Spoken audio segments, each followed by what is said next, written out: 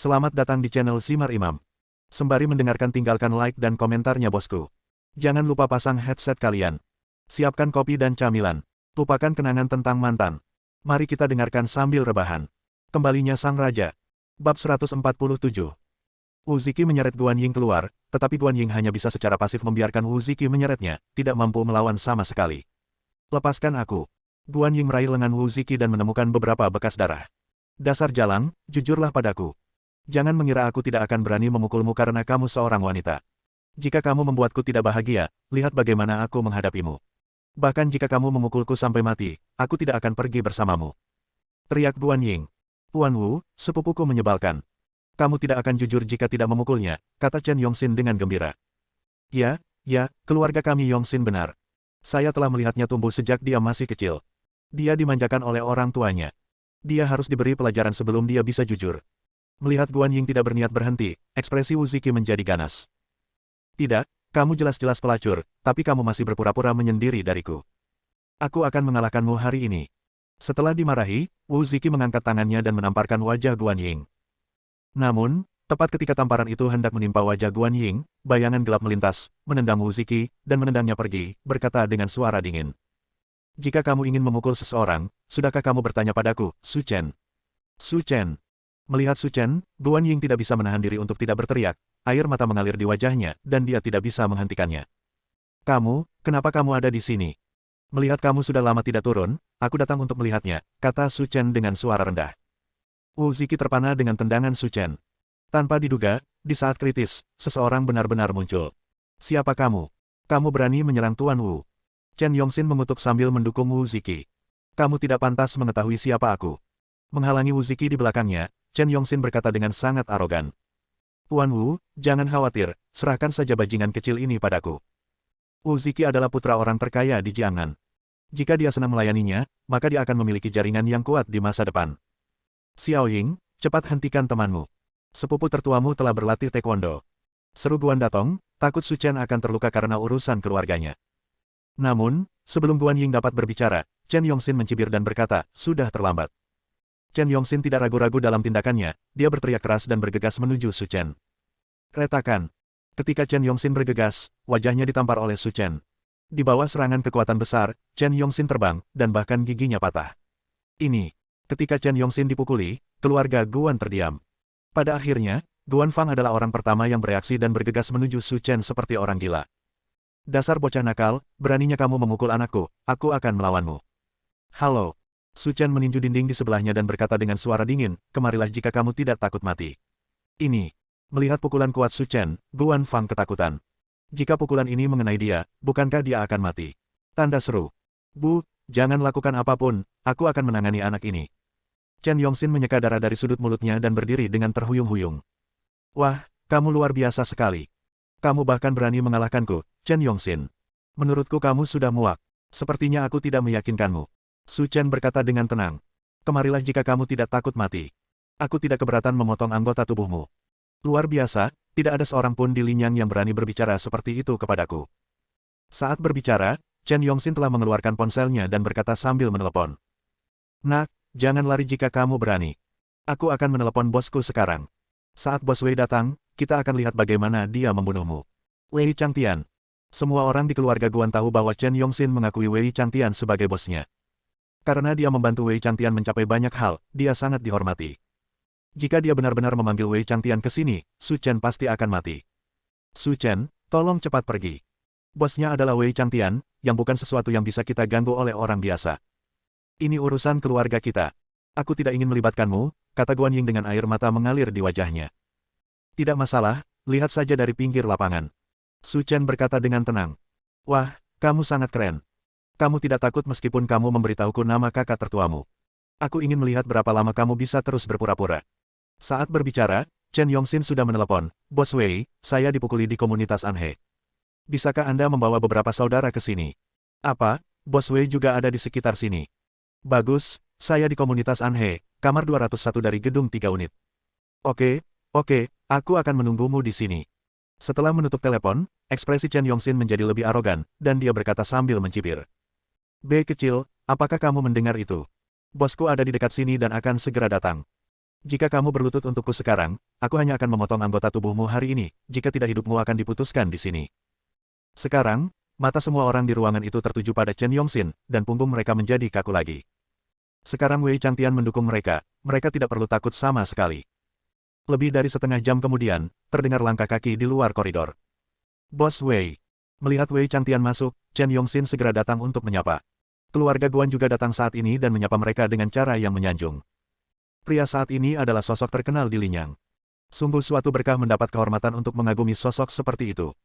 Namun, setelah melihat Wei Changtian, Guan Ying dan putrinya menjadi pucat. Mereka telah tinggal di Linyang selama beberapa dekade, bagaimana mungkin mereka tidak mengetahui nama Wei Changtian? Dia adalah seorang gangster dengan tuntutan hidup dan mati di punggungnya. Jika Su Chen bertemu dengannya, tidak akan ada cara untuk bertahan hidup. Namun, setelah melihat Su Chen, Wei Changtian tercengang. Dia tidak pernah menyangka akan melihat Guru Su di sini. Bos Wei, anak itu merontokkan semua gigiku. Aku bawahanmu. Jika dia memukulku, itu sama dengan memukul wajahmu. Chen Yongxin menangis di permukaan, tapi dia mencibir di dalam hatinya. Bos Wei ada di sini, tidak peduli apa yang bisa dia lakukan jika dia sangat kuat, dia masih harus berlutut dan memohon belas kasihan di bawah parang. Ada suara, pop. Wei Changtian menamparkan wajah Chen Yongxin. Meski tangannya tidak sekuat Su Chen, dia tetap menjatuhkan Chen Yongxin. Kebaikan. Mengapa Wei Changtian mengalahkan Yongxin? Bukankah itu adiknya? Wajah Guan Fang menjadi pucat karena ketakutan. Kali ini, dia tidak berteriak dan berjuang untuk hidupnya, karena orang yang berdiri di depannya adalah Wei Changtian. Dia tidak mampu membelinya. Bos Wei, bukankah Yongxin kami adalah bawahanmu? Bagaimana kamu masih bisa? Hah, jika kamu menyinggung perasaan Tuan Su, inilah yang akan terjadi. Bab 148. Apa? Tuan Su? Semua orang di ruangan itu tercengang. Dari semua orang di sini, hanya Su Chen yang bernama Su. Mungkinkah dia adalah Master Su yang dibicarakan Wei Changtian?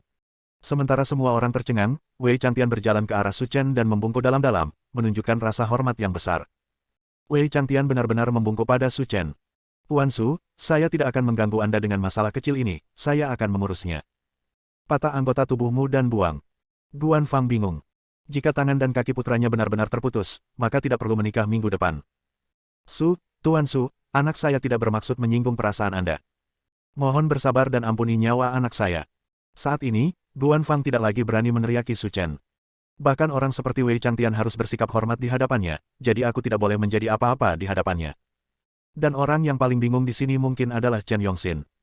Karena dia sudah lama mendengar bahwa Wei Changtian baru saja bertemu dengan orang penting baru bernama Su Ye, tapi dia tidak pernah menyangka bahwa itu adalah anak laki-laki di depannya.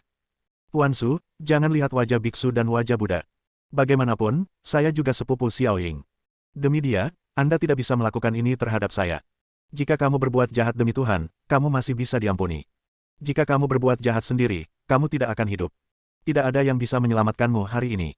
Setelah mengatakan itu, Su Chen mengerutkan kening dan berkata dengan suara dingin, keluarkan mereka berdua. Ya, Tuan Su. Haha, Wei Changtian, kamu sungguh agung. Wu Ziki, yang lumpuh di tanah, mencibir.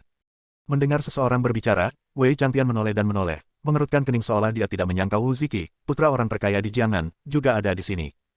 Wu Ziki, saya bekerja untuk Tuan Su, saya harap Anda tidak ikut campur di sini. Meskipun Wei Changtian adalah kakak laki-laki tertua yang terkenal di Linyang, dia masih setengah lemah di depan keluarga Wu di Jiangnan. Namun, dengan Su Chen di sisinya, Wei Changtian sama sekali tidak takut pada Wu Ziki.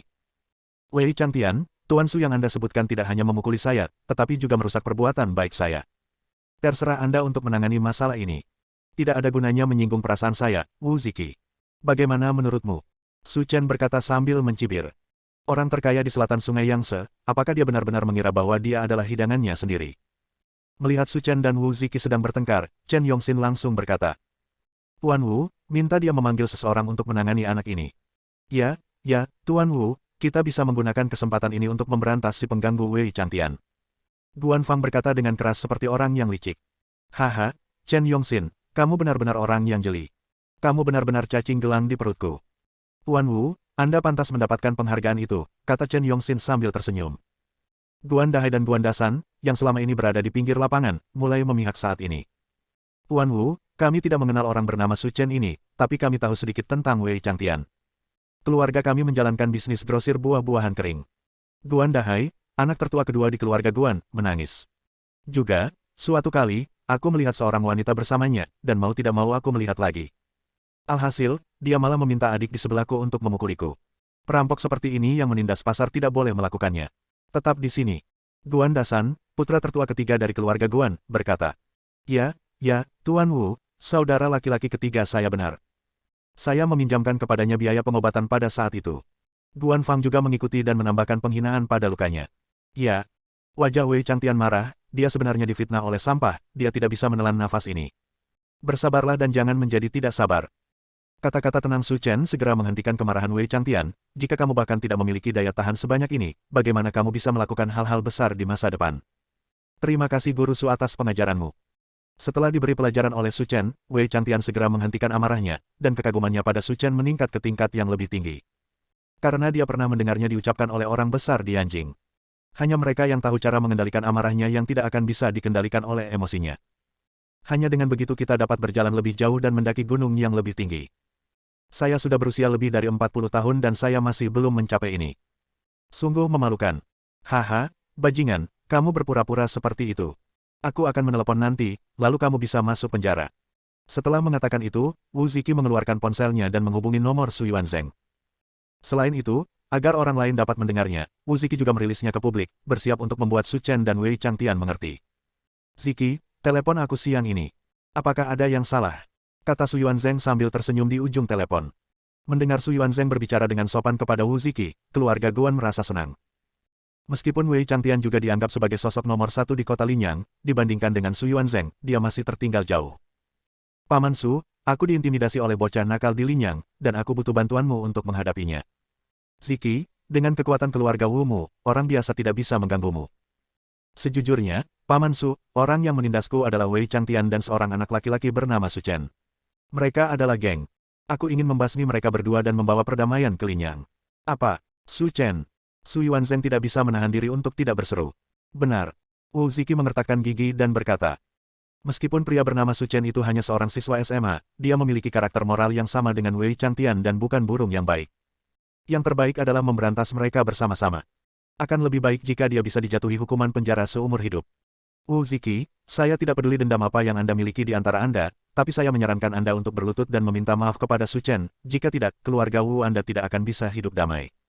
Paman Su, apa yang kamu bicarakan? Kamu sebenarnya memintaku untuk berlutut dan meminta maaf kepada bajingan itu. Benar, berlututlah dan minta maaf padanya.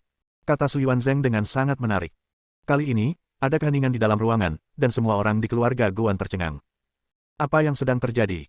Tanda tanya. Bagaimana bisa seperti ini? Su Yuanzheng, apakah kamu bercanda? Saya putra Wu Haojiang, dan ayah saya adalah orang terkaya di Jiangnan. Orang terkaya. Su Yuanzheng mendengus dingin dan berkata.